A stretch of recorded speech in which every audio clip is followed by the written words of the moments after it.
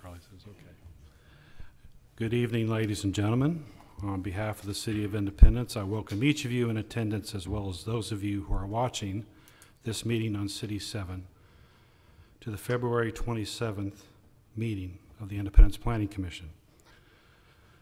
Before we begin our meeting, let's stand and say the Pledge of Allegiance. I pledge allegiance to the flag of the United States of America and to the republic for which it stands, one nation, under God, indivisible, with liberty and justice for all.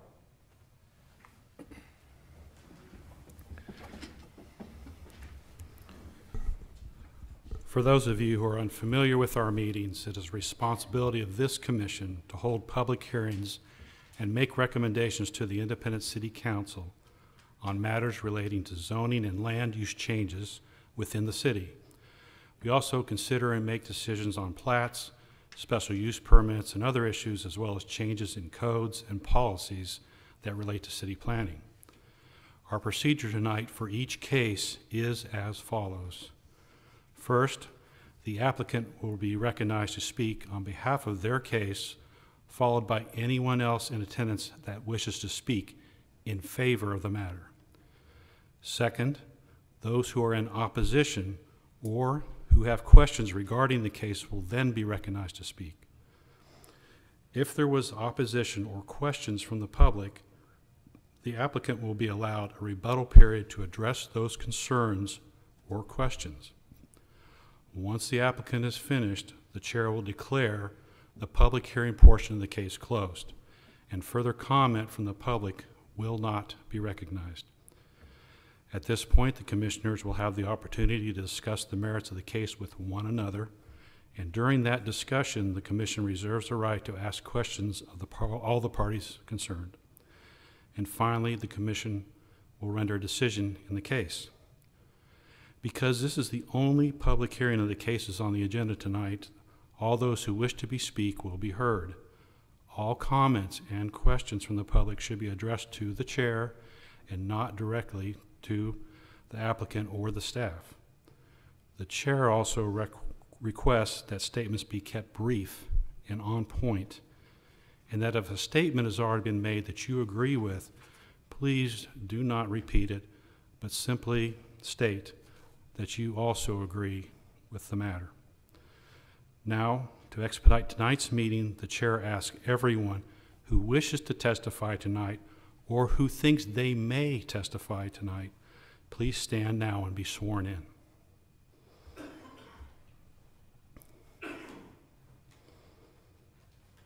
Okay. Those standing, please raise your right hand. Do you solemnly swear to tell the whole truth before this commission?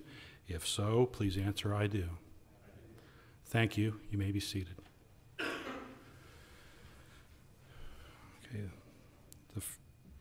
The first item on our agenda tonight is case number 18-100-04, rezoning of 1300 and 1304 North High Street. Would the staff please give their report, please? The Independence School District and the Truman Heritage Habitat for Humanity request to rezone the property at 1300 and 1304 North High Street from C2 General Commercial to R6 Single Family Residential. The vicinity map here shows the general location of the site, which is north of 24 Highway, just to the northwest of Crispin High School, between North High Street on the east and North Nolan Road on the west. Whoops. Okay, this is the zoning for the property of North Nolan Road, except for the C2 zoning, which sticks out pretty significantly on the slide here. This area is zoned either single family, which is the light color yellow, or multifamily, which is the brown or darker brown. This is a recent aerial photo of the site taken in early 2016, which shows the vacant southern lot, which is owned by Habitat for Humanity, and the northern lot, which is owned by the school district and contains an existing house. To the east, across High Street, is an apartment building. and to the south is the high school. Here we're on North High Street looking west at the vacant lot owned by Habitat for Humanity. That's Nolan Road off in the distance there. This is the existing house owned by the school district that will be rehabbed by its construction academy students. Here we're looking to the north, northwest at some of the single-family homes in the neighborhood. Pretty typical for this area of town. And directly across the street from the properties, this is an apartment building. There's additional apartments east of this. Here, this is the north side of the Crispin High School. The subject property is across Nickel, which we're standing in right now, to the north. And here we're down on the southwest corner of the applicant site. This is a single-family home across Nolan Road on the east side. Excuse me, on the west side. And here we're at that same location looking to the northwest from the south, looking to the northeast from the southwest corner of the lot. Again, the vacant lot's owned by Habitat for Humanity. The house there in the distance with the fence is owned by the school district. Staff does recommend approval of this application. Okay, thank you. Would the applicant please come forward and state your name and address for the record, please? Good evening, Michael Fisher. My address is 4917 South Milton Court here in Independence. Yeah, the green lights, there we go. Did you get all that? Yes, I did. Okay. Thank you. And I'm the construction director for Truman Heritage Habitat for Humanity. Okay. You know, you can tell us anything you would like to add to the report, or just whatever. We're requesting rezoning so we can put, I was actually speaking with Stuart earlier today, we're considering rezoning or replatting that lot to subdivide it into 2 properties. We meet all the requirements size-wise to put 2 houses there. We're entering a partnership with the high school, with the school district on the academies program. They're going to be working on, if we're able to do 2 houses, both of these houses, so that would be at least 2 years worth of projects for them, as well as their rehab they'll be doing next door. It's excellent proximity to the school where they can walk to the site. They have another project underway at the moment just down the street, so they're trying to get that wrapped up by the end of the year, and then we'd be able to jump into ours beginning with the next school year. Okay. And if I may ask a question, then after those are all constructed, what are your plans for those houses? Habitat as an organization sells the homes to a pre-qualified homeowner that is selected prior to the construction. They work 350 sweat equity hours throughout the construction process, and at the end we close on a loan that could be up to 30 years, 0% interest loan, and at that point it's sold to the homeowner. Okay. All right. Do any commissioners have any questions of Michael? All right. Thank you, sir. Thank you very much. Is there anyone here that would like to speak in favor of this case? Come to the podium. Make sure you speak in the microphone for Stuart, and state your name and address, please. Okay. I'm Lance Stout, Deputy Superintendent for the Independence School District. I live at 1711 South Hand Court here in Independence, Missouri. Thank you, sir. And just on behalf of the school district, our superintendent who could not be here this evening, and our Board of Education, we certainly welcome this opportunity to work with Habitat. As it was mentioned, we do have our trades academies that have been busy working on 2 properties in this vicinity. Actually, I have a son, my youngest son, who's now a freshman in college, but he was a participant in one of these academies, and just as a father, in addition to an assistant or deputy superintendent, it's been wonderful to see him and the learning opportunities that he's been provided. So, again, look forward to this opportunity and working with Habitat for Humanity. Okay. Thank you. Thank you very much. Is there anyone else that would like to speak in favor of this case? Okay. Is there anyone who is opposed or has questions?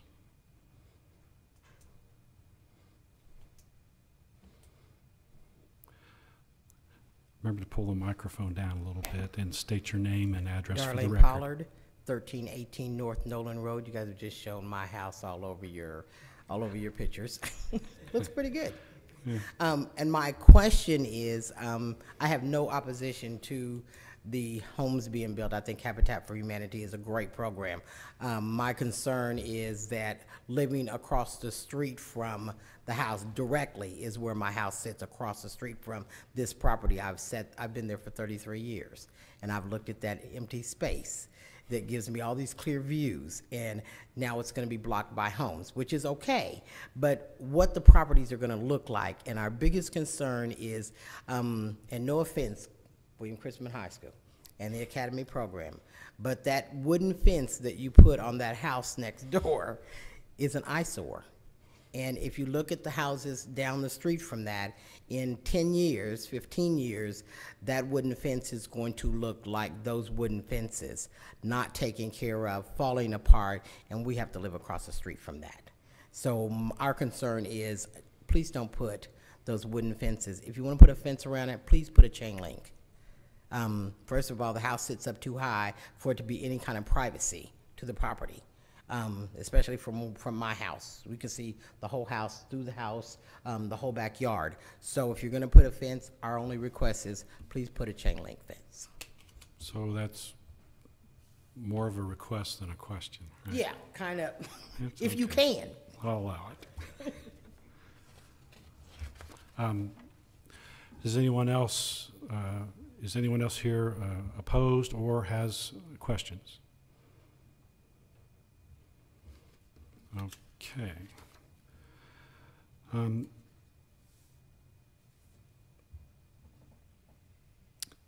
Would the applicant come back up and address that question and concern? To put your mind at ease, ma'am, our standard policy is not. You need to lift the microphone. Sorry. It's okay. Our standard policy is not to build fences. So we typically do not put fences unless there's special circumstances. And in those, we've done one in 7 years since I've been there, and that was for a child with autism who was an excellent escape artist. So we did a 5-foot chain link fence in that case, so at least he could be outside safely without parents having to worry every minute where he's at. So that was the one time we actually put a fence around one of our properties. But for the most part, we do not do fences. Okay, so you have no plans, there's no plans There's no to do any plans kind to of do a fence, fencing? no. Okay. All right, did that answer your question, ma'am? All right. Thank you. Thank you. I'm going to close the public hearing, the portion of this hearing, and ask for any comments or motions from the commissioners or questions they might have of city staff. Okay, then I make a motion that case number 18-100-04, the rezoning of 1300 and 1304 North High Street, be approved. Second. Tina moved, Cindy seconded. I believe we're ready for the vote. Commissioner Preston, Yes. Commissioner Reed, Yes. Commissioner McLean, Yes. Chairman Ashbaugh. Yes. Case number 18-100-04, rezoning of 1300 and 1304 North High Street has been moved. Good luck, gentlemen. Okay, moving on to the next case, which is 18-100-05, rezoning of 1509 and 1631 East Salisbury Road. Would the city please give us your report? The City of Independence requests to rezone property at 1509 and 1631 East Salisbury Road from R30 PUD High Density Residential Planned Unit Development and R6 Single Family Residential to being all R6 Single Family Residential. Looking at the vicinity map here, we're the T intersection of where North Kiger runs into Salisbury, just about a block and a half west of 24 Highway. The R6 classification allows for single-family dwellings and various other uses, schools, government facilities, utility services, whatnot. While the R30 PUD allows for multifamily uses, but not single-family uses. And right now, that R30 PUD covers the northern portion of the city-owned lot that's the former site of the motor court that was located on Salisbury. And then the property to the west actually has a single-family residence, which means it would be a legal non-conforming use with this current zoning. The property consists of on the west, or on the east, of a 0.92 acre lot. Again, that was the site of the former motor court, which you can clearly see in this aerial photograph. And then immediately to the left of that is the 0.45 acre lot that contains the single-family home that's also zoned R30 at its more northern portion. So this is standing right at the intersection of Kiger and Salisbury, with Kiger to my back, looking at the middle of the lot. And this is the house that would also be rezoned that lies immediately to the west. This is Salisbury Road looking west. This is Kiger looking back to the north. And this is Salisbury looking to the east toward 24 Highway at the top of the hill. And then this is another view of the property, looking southeast across it. Staff recommends approval of this case, and I'm ready to answer any questions you may have. So there's no real plans for this lot as far as construction, and you're just fixing an anomaly. We're fixing In an the zone. anomaly, and there's hope that that I believe a gentleman, Mr. Wilson. Yeah, there's some interest with the city's been working with a contractor here in the area to potentially divide the property into lots and then build Subdivide. single-family homes. Okay. Commissioners have any questions of city staff? Nope. Okay. Is there any, there is no applicant. You guys are the applicant. Okay. Is there anyone here that would like to speak in favor of this case? Okay, if you're speaking in favor of the case, then please come up to the front and give us your name and address, please. My name is Joseph Hescherly, and I'm the owner of the 1509 East Salisbury Road Okay. property. Sir. Make sure that you can speak into the microphone, okay? Thank you. And the way it was explained to me, the first photograph I have here just shows the motel in my house, but it only shows half of my property. And then they give me another deal here. It shows that they're still, they're just going to make my R6 my house in part, but half of my property is not involved in there. But all west of me here is already R6, and all across the street is already 6. And I was under the impression that my house was too, but they told me it wasn't, and then I'll get it reclassified as R6 here. Mm-hmm. That's the way it was explained to me. Now, is that the way it is, or do you know? Yes, sir. And are you in favor of that? Yes, I want it to be R6, a single family. I just Okay. wanted to make sure that this different deal here is not taking the back part of my lot. Yes, sir. I think the city has been, in the past few months, and so going through and making sure that zoning that was like this is being corrected. And so it's your turn. That's what I wanted to make sure, because the two photographs here are different. Yeah. Yeah. Well,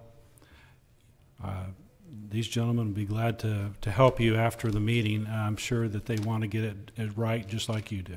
Okay, thank you very much. You're welcome. Thank you. Okay. Is there anyone else here who is in favor of this case? Okay. Is there anyone here who is opposed or has questions?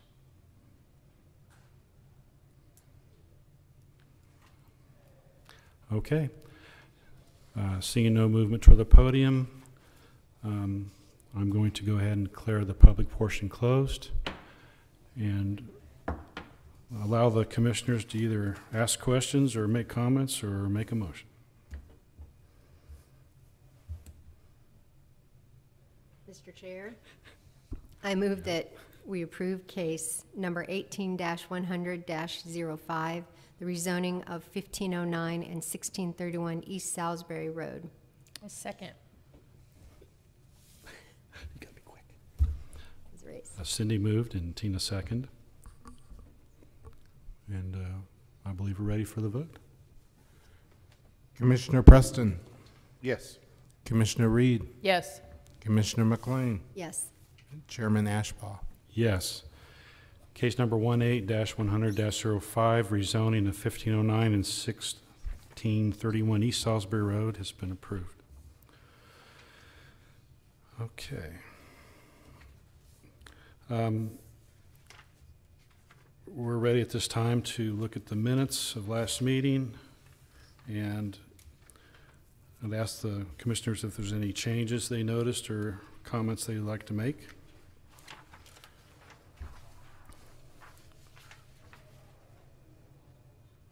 Okay. Sorry, no. Nope. Nope. All right. Thanks again, Charlie. The minutes will stand as written, stand approved as written. Is there any, oh, well, go ahead.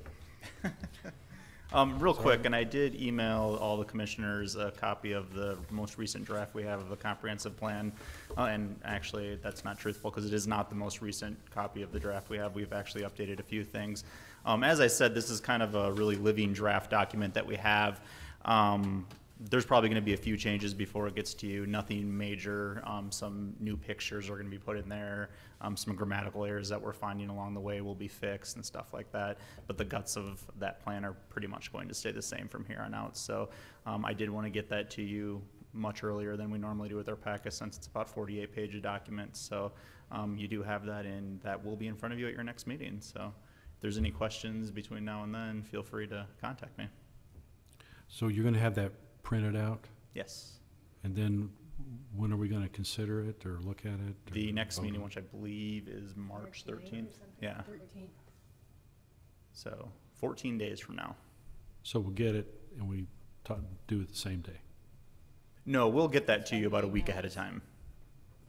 So when we mail out our packets, you know, typically our packets okay. internally are due a week ahead of time. We mail them out typically on Tuesday or Wednesday. They get to you Thursday, Friday, whatever it may be. So that's when you'll get the actual hard copy of the most up-to-date one that you'll be approving. I wanted to get a draft out to you. That's kind of a working one right now, so you can review it electronically, however you may do that. So if you do want a hard copy to review sooner than later, let me know and I can get you one. I was looking at it and it seemed it would be a little easier to see it in book form. Yeah, if you want me to, what I can do is I can print one off tomorrow if you want to stop in and grab it if you have a moment to do it. Sure. Yeah. What time? It's up to you. I can have it. I actually, I can print it from here right now, even if you want to wait a little bit and get you one here. So it's up to you. That's fine. Let's talk after the meeting. Yes. That's all I have. Okay. All right. Anything else from the commissioners? Okay. Do I need to take into account that that's slow? Okay. We'll stand adjourned at 6:24 p.m. Central Standard Time.